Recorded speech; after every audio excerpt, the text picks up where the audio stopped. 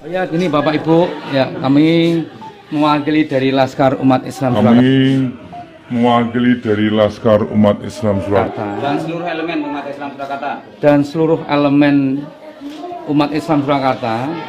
Pertama, kami ingin menyampaikan keberatan terhadap keberadaan gereja. Salam damai sejahtera bagi kita semua, berjumpa kembali dengan saya di dalam kasih anugerahnya. Terima kasih bagi teman-teman yang senantiasa setia mendukung dan memberi support dalam perkembangan channel ini. Kiranya saudara dan saya sehat-sehat selalu, amin. Pada kesempatan kali ini saya mengajak teman-teman semua untuk menyaksikan rahasia kita sebagai umat Kristiani. Jika ada umat agama lain atau para kadrun yang membubarkan, mengusir kita umat Kristiani di dalam gereja, atau mereka membubarkan secara paksa, maka kita lakukan hal ini. Pasti mereka ketakutan dan gemetar kalau kita melakukan hal ini.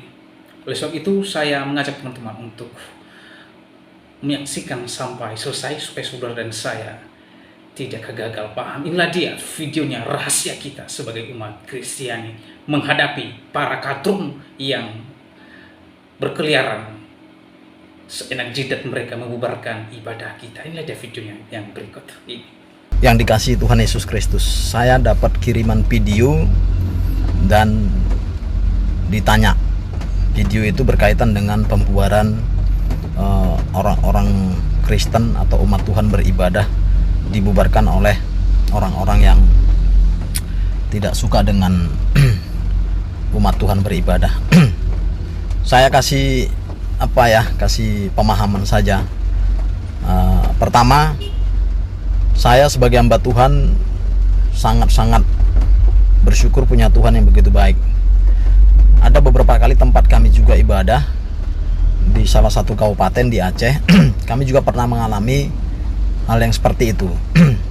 Cuman waktu itu saya langsung berhadapan dengan mereka ini. Saya hanya tanya gini, Bapak Ibu benar-benar mau melarang kami beribadah kepada Tuhan kami, Tuhan Yesus Kristus?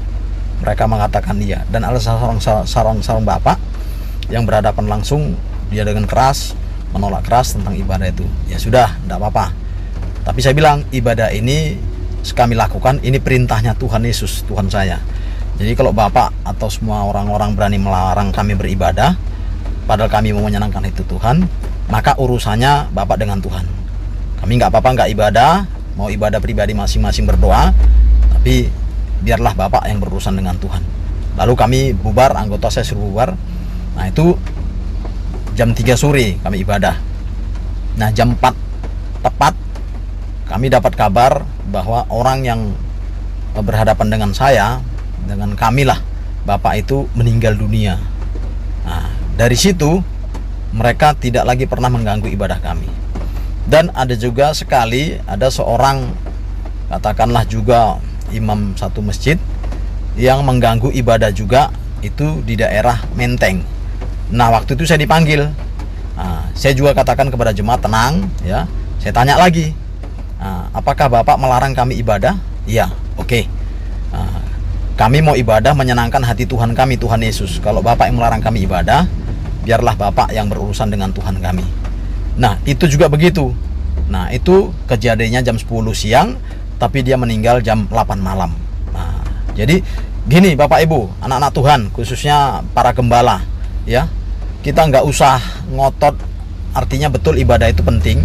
Kalau kita ibadah itu dilarang ya, atau kita ibadah itu di demo, nggak usah susah-susah, nggak usah viral-viralkan. Hadapi aja orangnya, ingatkan, dan Anda harus beriman, pendeta ini harus beriman dan hidup kudus. Pendeta-pendeta hidup kudus lah. Karena apa? Saya sampai hari ini percaya Tuhan saya ajaib. Apa yang saya omongkan itu Tuhan kehendaki. Itu bukan doa. Saya nggak menginginkan orang lain mati, enggak. Tapi ketika saya sampaikan itu, saya katakan Anda berurusan dengan Tuhan, itu luar biasa. Saya nggak takut berurusan dengan siapapun, dengan polisi, tentara, dengan siapapun lah pokoknya. Kalau orang dia. Tapi kalau sudah berurusan dengan Tuhan, hati-hati. Tuhan Yesus itu hidup. Jadi kalau ibadahmu, gerejamu ditolak, tidak boleh ibadah, nggak usah ribut, nggak usah viralkan. Hadapi orang itu dan tanya, apakah Bapak melarang kami beribadah menyenangkan hati Tuhan kami, Tuhan Yesus? Kalau dia katakan iya, biarlah Bapak berurusan dengan Tuhan. Biar Tuhan yang urus. Setelah kejadian itu lihatlah, pasti ada hal yang luar biasa. Nggak usah ribut-ribut, nggak usah ribut-ribut. Kalaupun dilarang ibadah di situ, pergi pulang ke rumah masing-masing, ibadah dulu. masing-masing. Ingat, dengan beriman, hati yang tulus, Tuhan itu nggak tidur, Tuhan itu hidup. Yakinlah, kalau itu Bapak Ibu lakukan, nggak usah viral-viral, hadapi saja dan tanyakan, apakah Anda melarang kami beribadah? Kami biar ibadah ini diperintahkan oleh Tuhan, menyenangkan hati Dia. Tapi kalau Bapak berani perintahkan kami nggak boleh menyenangkan hati Dia, biarlah Bapak berurusan dengan Tuhan. Biar Tuhan yang ngurus. Dan berapa kejadian itu membuat orang tidak lagi mau mengganggu ibadah kami sebagai orang Kristen. Terima kasih, salam damai, tetap semangat dengan panggilan Tuhan, setia sampai Tuhan panggil, maka kita ada di surganya yang kudus.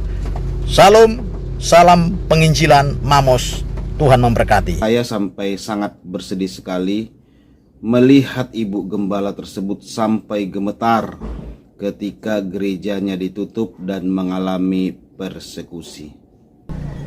Allahu Akbar. Kita tidak rela setetes darah pun tertumpah di tanah kita sendiri. Kita tidak rela satu rumah ibadah pun atau masjid pun terbakar di negeri sendiri. Rumah yang terletak di Jalan Rebab, Kampung Joyontakan, Solo ini ternyata difungsikan sebagai gereja tanpa memiliki izin.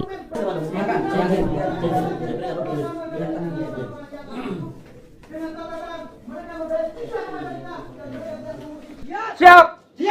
Allahu Akbar. Allahu Akbar. Karena itu umat Islam di Solo mendatangi gereja Gidi yang berada di Joyontakan ini untuk menyampaikan sikapnya. Dua penunggu gereja yang salah seorang diantaranya adalah pendeta ditemui perwakilan dari umat Islam. Pendeta itu berjanji akan menutup gerejanya dan tidak akan menggunakan untuk aktivitas lagi. Ya gini Bapak Ibu, ya kami mewakili dari Laskar Umat Islam Surakarta Dan seluruh elemen umat Islam Surakarta. Pertama, kami ingin menyampaikan keberatan terhadap keberadaan gereja yang ada di Joyontakan. Keberatannya apa? Karena tidak ada izin yang dimiliki oleh gereja ini. Selanjutnya, kami juga memohon untuk Bapak Ibu tidak lagi mendirikan gereja yang ada di sini dan tidak menempati yang ada di wilayah ini. Saya kira itu, ini surat dari kami, nanti tolong disampaikan. Sudah diambil suratnya. Ya. Ya, nanti saya sampaikan. Ini minta semohon Bapak untuk polisi supaya masuk silakan. Ya. Dengan Bapak polisi supaya masuk, jadi nggak punya KTP ini. Seusia ini nggak punya KTP. Ya, nanti kita cek Pak, semua di sini kita cek ya. Oke. Udah gitu. Sanggup untuk tidak menempati ini? Pendeta, Yus, sanggup? Sanggup tidak? Sanggup. Ya, Yang tegas kalau bilang. Sanggup apa? Sanggup apa? Sanggup gimana? Hei, jawab yang tegas. Yang tegas. Sanggup tidak menempati tempatnya. Nah teman-teman, apa yang kita lakukan ketika ada orang yang membubarkan ibadah umat Kristiani seperti yang dilakukan oleh Pak RT yang membubarkan ibadah pemuda Kristen Katolik, yaitu ibadah Rosario, dan pelakunya adalah ketua RT yang mempelopori dan memotori teman-temannya untuk membubarkan ibadah yang sedang berlangsung, dan bukannya itu mereka melakukan atau main tangan, main pukul saudara. Nah, oleh karena itu di dalam video tadi itulah rahasia kita sebagai umat Kristiani untuk menghadapi para kadrun-kadrun dan para orang-orang yang membubarkan ibadah kita saudara. Ya, kita tidak perlu melakukan perlawanan terhadap mereka, tetapi kita sebagai pengikut Kristus yang sejati menyerahkan orang-orang ini, ya, karena yang mereka tolak bukan kita sebenarnya, mereka tolak Tuhan Yesus Kristus yang kita sembah. Kita menyerahkan mereka kepada Tuhan Yesus Kristus. Mengapa kita tidak melakukan perlawanan dan mengapa kita menyerahkan mereka kepada Yesus Kristus? Ada dua alasan yang sangat mendasar untuk kita perhatikan sebagai umat Kristen. Yang pertama, di dalam Matius 5 ayat 44, Tuhan Yesus berkata kepada pengikutnya atau kepada kita yang percaya Yesus Kristus, ia berkata begini, tetapi aku berkata kepadamu, siapa kamu di sini, kita dan kamu dan orang-orang yang percaya kepada Yesus Kristus, kasihilah musuhmu. Yang pertama, kita mengasihi musuh dan berdoa bagi mereka yang menganiaya kamu. Dalam bagian ini, kita mengasihi musuh, dan bukannya itu, kita mendoakan mereka yang menganiaya kita. Artinya kita akan menyerahkan mereka kepada Tuhan Yesus Kristus. Ya, karena sejatinya yang mereka tolak, yang mereka bubarkan adalah Tuhan Yesus Kristus yang mereka tolak, saudara. Jadi itulah sebabnya Yesus mengajarkan kita untuk mengasihi mereka. Dan kedua, kita akan berdoa kepada mereka yang membubarkan ibadah kita. Itu yang pertama, alasan yang pertama. Yang kedua, kita menyerahkan mereka bahwa Tuhan Yesuslah yang menuntut pembalasan. Di dalam Roma pasal 12 ayat 19, di sana dikatakan, saudara-saudara yang kekasih, janganlah kamu sendiri menuntut pembalasan, tetapi berilah tempat bagi murka Allah. Sebab ada tertulis, pembalasan itu adalah hakku. Ya, akulah yang menuntut pembalasan, firman Tuhan. Di dalam bagian ini, kita akan memberikan kepada Allah kesempatan untuk membalas tindakan dan kelakuan mereka. Sebab pembalasan adalah hak Tuhan, bukan haknya kita, tetapi hak Allah yang menuntut setiap tindakan orang-orang yang menghancurkan, membubarkan, dan mengusir kita di dalam ibadah dan di dalam gereja, saudara. Ya, senada dengan Ibrani 10 ayat 30. Di sana dikatakan, sebab kita mengenal Dia yang berkata, siapa yang Dia di sini adalah Allah sendiri. Allah sendiri berkata, pembalasan adalah hakku. Akulah yang akan menuntut pembalasan. Dan lagi Tuhan akan menghakimi umatnya. Nah, saudara, pembalasan adalah hak Tuhan. Ya, Tuhanlah yang menuntut pembalasan dan menghakimi setiap orang. Jadi dalam hal ini umat Kristen tidak perlu khawatir dan takut ketika ada orang-orang yang membubarkan ibadah kita, masuk ke dalam gereja, seruduk-seruduk. Ya, saya mengutip kata Egy Sujana, seruduk-seruduk itu seperti babi gayanya.